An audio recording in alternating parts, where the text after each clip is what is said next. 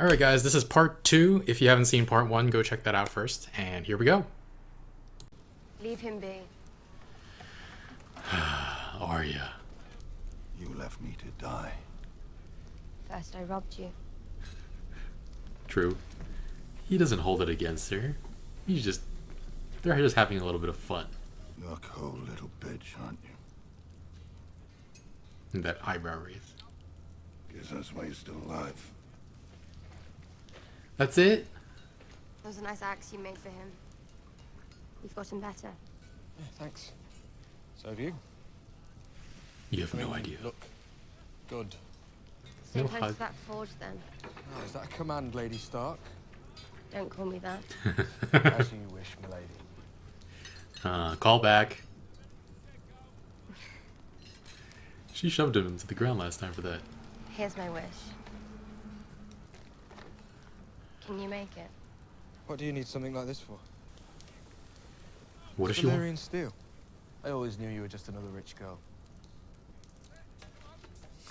You don't know any other rich girls.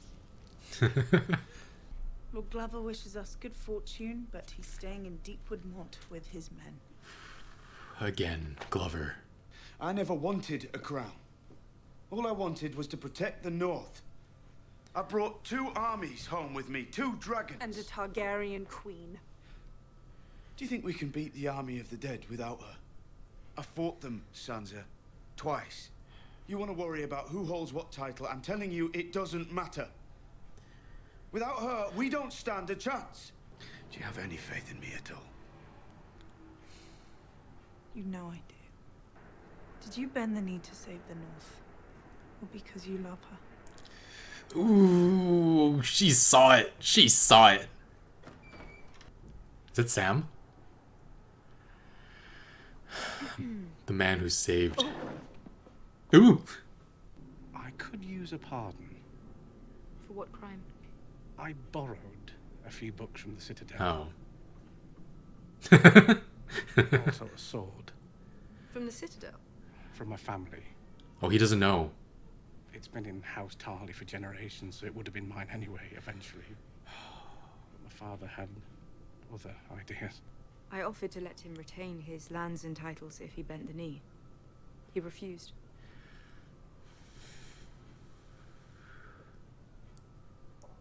Oh. He's still his father. At least I'll be allowed home again, now that my brother's the Lord. Your brother stood with your father.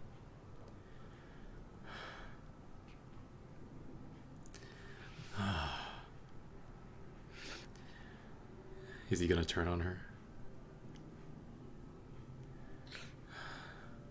Thank you, Your Grace. Yeah. Me.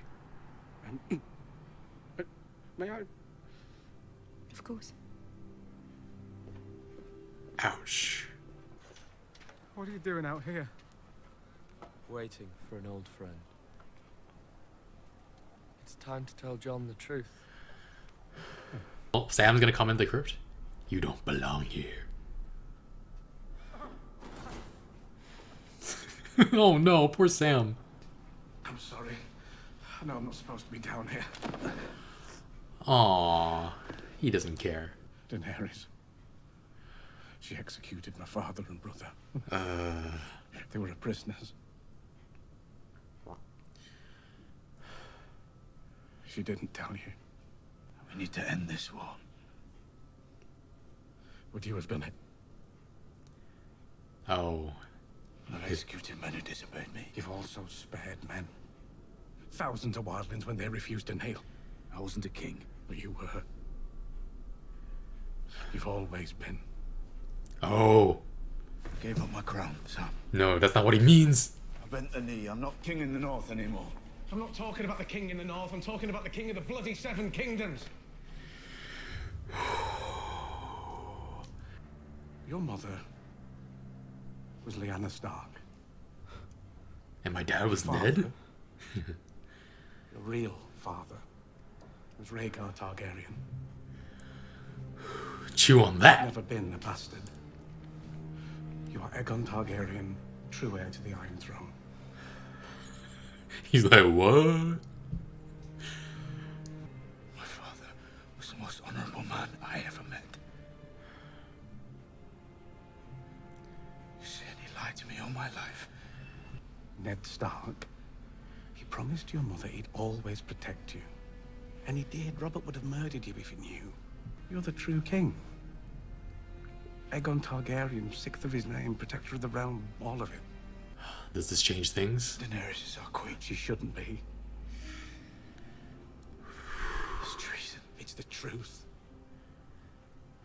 You gave up your crown to save your people. Would she do the same?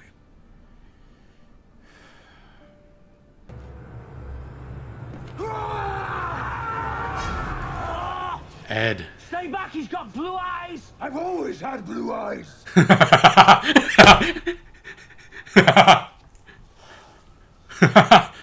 Oh. Oh, that's well. Oh, God. Whoa. Boy, it's a message from the Night King. We can double up on the horses. If the horses last, we'll get there before the dead. Oh. We just have to hope the Night King doesn't come first. Oh! I saw his eyes open. I was like, holy. Is that the last of the Umbers? Who's this hooded figure? The man. I heard the breathing. Jaime Lannister. Ugh. Last time you were here, you nearly killed Bran. Oh. I was waiting for you. I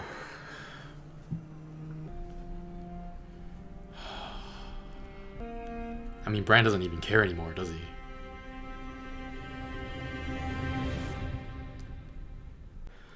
Alright guys, I felt like so much happened in this episode, but let's start at the top. Really liked that opening, the details. We used to see everything from a distance, but we actually got to see the crypt and inside the Red Keep. Really fun, and we saw the wall gone, and the tiles on the ground were actually flipping over towards the last hearth, symbolizing the White Walkers coming down to it. Really like that. I appreciate all the callbacks to previous seasons in this episode. In particular, the pilot for this series. First, there was the kid climbing. Definitely reminds us of Bran climbing in the pilot. Glad this new kid didn't fall. And then there was King Robert coming to see the Starks that episode, and now it's Queen Daenerys coming to see the Starks. And then season 1, episode 1 ended with Jaime pushing Bran out the window, and this episode ended with Bran waiting for Jaime and Jaime having to face what he's done. So yeah, oh yeah, also another similarity, Cersei didn't have any elephants in season 1, and she still doesn't have any elephants. But Arya standing in the crowd because she couldn't wait to see Jon, that was really sweet. She saw the Hound. I thought she'd be a little happier to see him, given the fact that he wasn't on her list anymore. But she saw Gendry and had a little smile on her face. I liked that Sansa called what she was doing lurking. It's really cute. Tensions are super high though at Winterfell. The North remembers the deaths of Rickard and Brandon Stark still. But Sansa goes along with what Jon has already done, even though she does push back. But Bran tells them all that the wall is down. Like, the Night King turned Viserion and they're coming. And from what we see later, they're moving a lot faster than everybody anticipated. And meanwhile, like, all the North is complaining about all the Northern Lords are complaining about what Jon's done in giving up the North. And I get it. Like, at the same time, I'm like, there isn't much time. Like, what do you want to do? Like, stab Jon in the heart again and turn Daenerys' army away? Like, these discussions weren't going to lead to anything. And yeah, they felt betrayed. They put their trust in Jon, and he turned their lands, the North, over to Daenerys. But I'm just like, Bran just told you a dragon's freaking coming. Daenerys got from Dragonstone to above the wall to save everybody in a few episodes ago in less than a day. Viserion and the Night King could be here like now. Like, we can't be arguing at this moment. But a lot of reunions we wanted to see in this episode. We had Bran and Jon. Jon realizes he's changed too. Definitely made me a little emotional thinking about the last time he saw Bran. Bran was still in a coma, and Catelyn told him to get GTFO. And then we had Sansa and Tyrion's reunion. a little bit of reminiscing. That wonderful wedding. It had its moments. Tyrion seems to be a little miffed at her for leaving at that moment, though I don't think he blames her really. Like, she would not have been able to help him get out of that trial, and she'd probably be dead too if she had stayed. But he talks about how Cersei promised Lannister men would come come north, and Sansa was just like, strong doubt. She can't believe she used to think Tyrion was the cleverest man in the world, and she's definitely learned a lot from everybody. But with that line in particular about clever men, definitely felt shades of Olenna Tyrell there. I don't know that Olenna ever said anything to her about clever men like she did to Daenerys, but Sansa is realizing that clever men aren't so clever after all, which feels very Olenna. And I feel like we've seen Sansa get smarter and smarter, but I feel like this is the first time the show and its characters are acknowledging her as one of the smartest people in the series. First, with her knowing that Cersei's forces won't come. Tyrion was just like, oh shit, is she right? And then Arya saying Sansa is the smartest person she's ever known. Then we see that she sees that Jon is in love with Daenerys later. I was editing and I could actually tell when she first thought it too. Like, she looks to her left at Daenerys while they're sitting at the table and in front of all the Northern Lords. So yeah, this episode is really great. Back to reunions, the one we were all waiting for, Euron and Cersei, of course. That was so sweet. I'm kidding. Arya showed up behind Jon, snuck up on him. He doesn't realize what that means though. He's just like, how did you do it? And then forgets about it. Like, he has no idea how good she is, and I can't wait for him to find out. She says she only killed one or two, or she only used needle 1 or 2 times. That's not right. She killed that boy at King's Landing. She didn't get needle back until she took it back from Polliver and killed him. Then there was the guy who bit the hound. I believe she killed him too. Or no, she killed the person who, before the guy bit the hound. She killed the waif. I think that might be it, at least on screen. Her kill count with needles is actually a lot lower than I thought, unless I'm missing a few. So only 4. She got to hold Jon's Valyrian steel sword though. Pretty cool. You jealous? Alright, now we'll talk about Euron. First, his talk with Yara. I mean, he said he was around a bunch of mutes, but then later he said he killed some of the Golden Company who cheated, or who he cheated at dice. So they had to talk to play dice, right? So I don't understand what he means, like he doesn't have anyone to talk to. I guess he was just like making stuff up to keep Yara around, like not killing her. But yeah, Euron finally got what he wanted. Got to fuck the queen. And he seriously has no chill. Like, how do I compare to the Fat King and to the Kingslayer? Cersei didn't actually say how he compared. Like, she just said Robert was bad. And is this the first time Cersei has slept with somebody outside her family? I'm counting Robert as her family because they got married, but is this the first time she's had sex with someone outside her family? But oh my god, Cersei was so disappointed. Like, she really wanted those elephants. Like, even though I don't like Cersei, I kind of want her to have an elephant now. I guess it might have cost too much to animate it and put it in the series. Like, but is she a stand-in for the audience right now? Like, disappointed. We wanted elephants. I actually want fan art of her playing as... I want her fan art of her as a kid playing with a baby elephant now. That'd be cute. But she has some serious plans too. She has Qyburn pay Bronn to kill her brothers should they survive in the north. I feel like there's no way Bronn does that. But that's going to send Bronn to the north. I don't know if he gets there in time to help. I would love to see him in action again, and Tyrion can just offer to pay him more. Or Bronn could just take all the gold from Cersei and then from Tyrion and become a very rich man. I definitely don't want to see Tyrion or Jaime taken out by Bronn, though. Oh yeah, Bronn's reaction to this was like, this fucking family. And his reaction to Qyburn saying that the sex worker would be dead from pox within the year. He's like, what? Which one? Which one? Oh god. The humor in this episode was spot on. I like that Davos is planning to get Jon and Daenerys to marry each other. Him and Varys are like, oh, but they'll never listen to us, with no idea that they're already doing it. But Yeah, back in episode 1, Catelyn and Cersei were talking about their kids getting married, and now I feel like this is a parallel, and I like it. Daenerys tells Jon to ride on Rhaegal, and he's like, what if he doesn't want me to ride him? Then it's been nice knowing you. Oh, Daenerys is so funny. And then, like, you must be Cole, the southern girl in the north. Then keep your queen warm. She has some good lines. I mean, it's hard. I've been on the fence with her. Like, I've loved things she's done, and I've also hated things she's done. We'll talk about the hate stuff later. But yeah.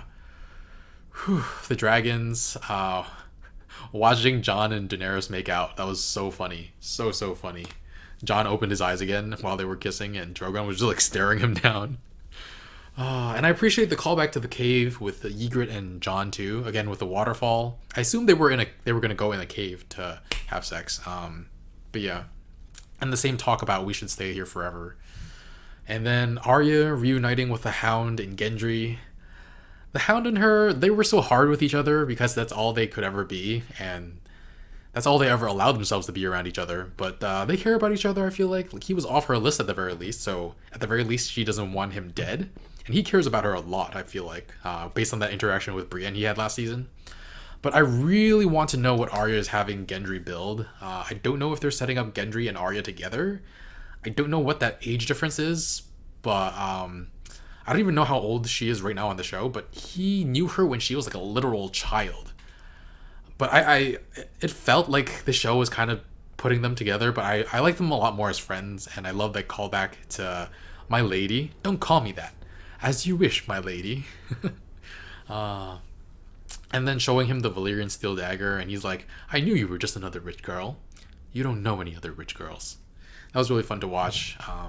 I guess we'll find out what Arya's having Gendry build later. I couldn't tell from, even when I paused, I was like, what the heck? When I was editing, I paused and I couldn't tell. We find out that Lord Glover he's just gonna wait out this war. Same guy who wouldn't help Jon with the Boltons. Same one who went to Sansa being like, maybe we should have chosen you. Sansa and Jon were getting into it. Like, she was rightfully wary of everybody, of Daenerys. And she does trust Jon, but doesn't trust his judgment just yet. Giving up the North is a big move, and she doubts his intentions a little bit, or his judgment. Knows he's in love with Daenerys. And then we have Daenerys meeting Sam and thanking him for saving Jorah's life. And she says she wants to make changes in the Citadel for people, for them not treating Jorah. I don't know if that means she wanted to make Sam Archmaester. That was my first thought. But then she learned that he's a Tarly, and she has to tell him what she did to Randall. And I think he probably could have let that go, because Randall was despicable. He possibly could have done that. But his brother, too, he broke down after that. That was really hard to see. And he actually thanked her before asking if he could leave. And Jorah just brought Daenerys to Sam so she could help pay him back somehow. And then Jorah just watched as all that happened. What a shame. Sam goes outside and sees Bran. Bran said he was waiting for an old friend. At first I thought he meant Sam. Like, Sam was just like, he showed up. I'm your old friend. But he was waiting for someone else. We'll get to that. But he gets Sam to go tell Jon the truth. So many good reunions this episode. Sam and Jon, I don't think we've seen them since end of season 5. And Jon embraced him immediately.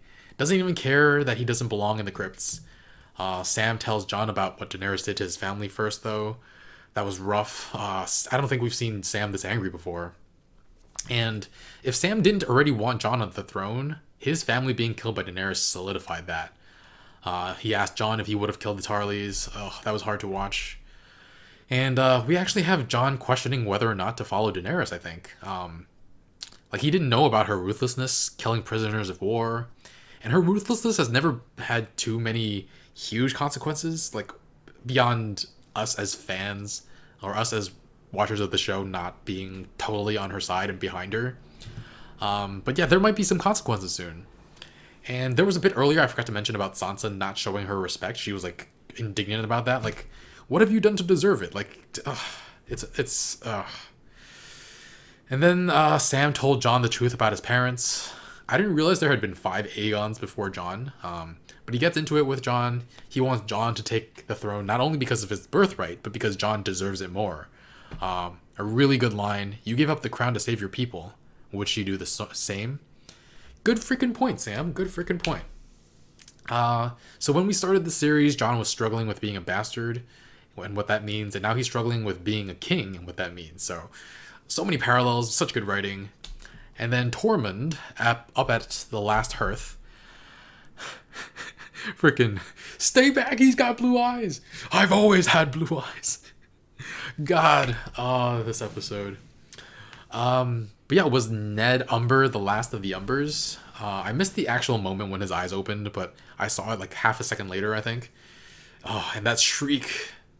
And the Umber forces weren't coming to help either. So the Umber forces aren't coming to help the Starks either at Winterfell.